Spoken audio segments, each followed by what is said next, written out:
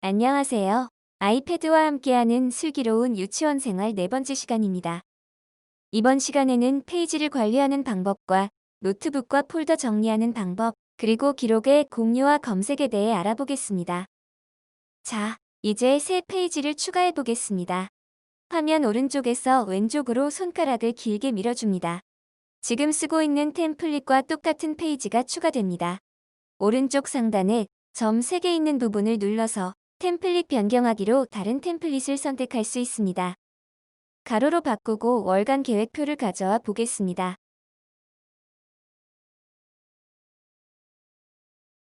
7월 달력을 만들어 볼까요? 요일을 적어줄게요. 일요일이 앞으로 와야 하는데 월요일부터 적었네요. 이럴 땐 지우개로 지울 수도 있지만 올가미 툴을 이용해서 위치를 조정해주면 쉽겠죠?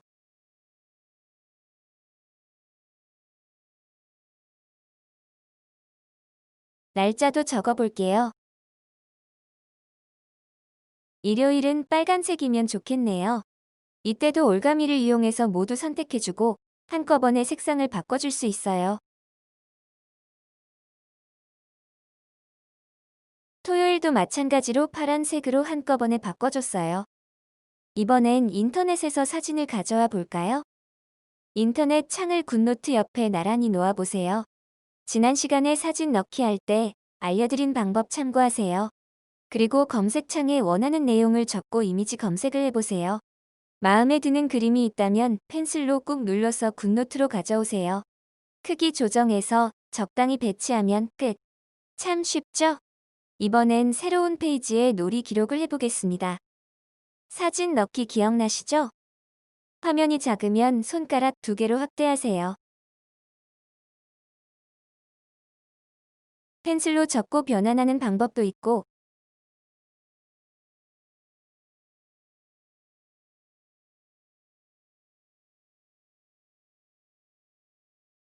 처음부터 텍스트 상자를 이용해서 적는 방법도 있습니다. 자기 손글씨가 예쁘신 분들은 변환하지 않으셔도 좋겠네요.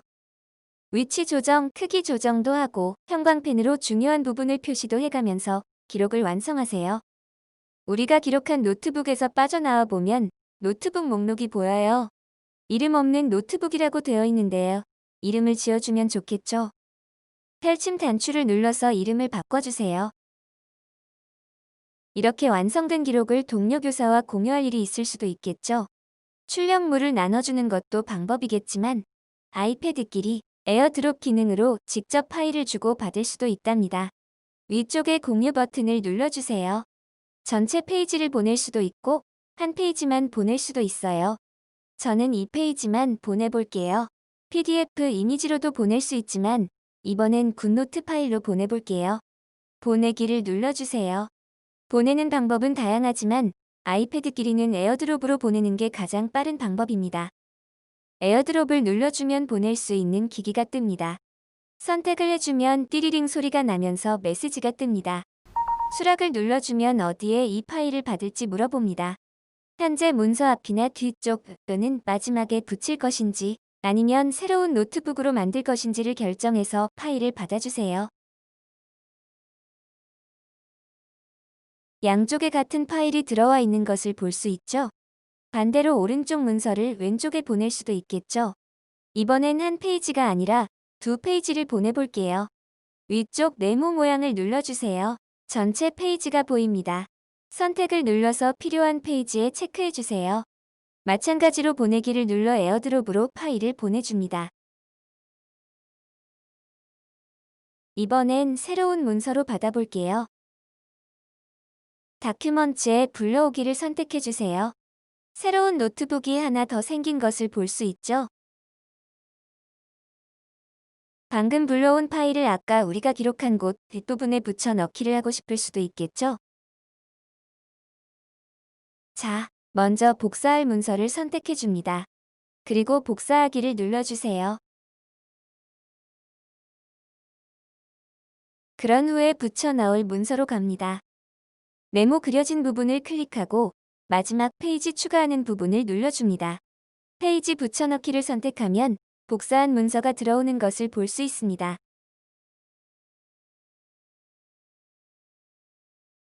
필요 없는 페이지가 있네요. 삭제해 보겠습니다. 선택해서 휴지통으로 보내주면 됩니다.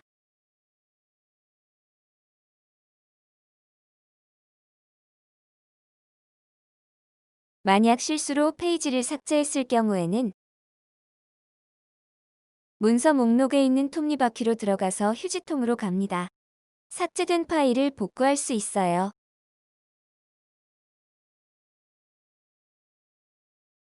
확인해보면 다시 페이지가 살아난 게 보이시죠? 이건 제가 쓰고 있는 아이패드입니다. 이 노트북은 저희 반 아이들의 놀이 기록을 해놓은 건데요. 아이들의 그림이나 활동하는 사진 등을 찍어놨다가 간단하게 기록을 하고 있습니다. 그런데 어떤 한 아이에 대한 누적된 기록이 궁금할 수 있겠죠? 그럴 땐 검색 기능을 이용하면 됩니다. 왼쪽 상단의 돋보기 모양을 클릭하고 아이 이름을 적어보세요. 그러면 그동안 그 아이에 대한 기록이 쭉 나옵니다.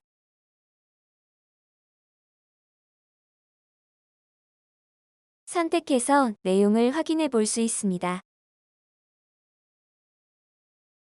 화살표를 이용해서 다른 검색 결과도 확인할 수 있고요. 텍스트 상자를 이용한 것뿐 아니라 손글씨도 인식해서 검색해주니 참 편리합니다.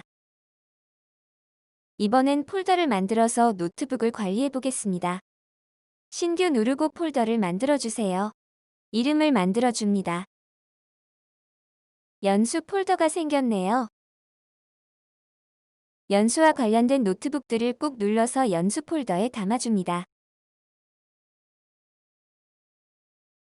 이렇게 폴더를 만들어서 노트북들을 관리하면 편리하겠죠?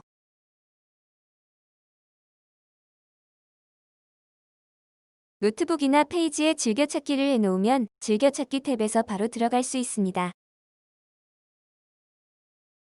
검색을 눌러서 전체 노트북에서 검색하는 것도 가능합니다.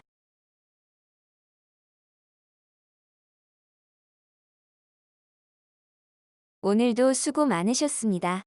다음 시간에는 아이패드를 업무에 활용하는 팁을 알려드릴게요. 감사합니다.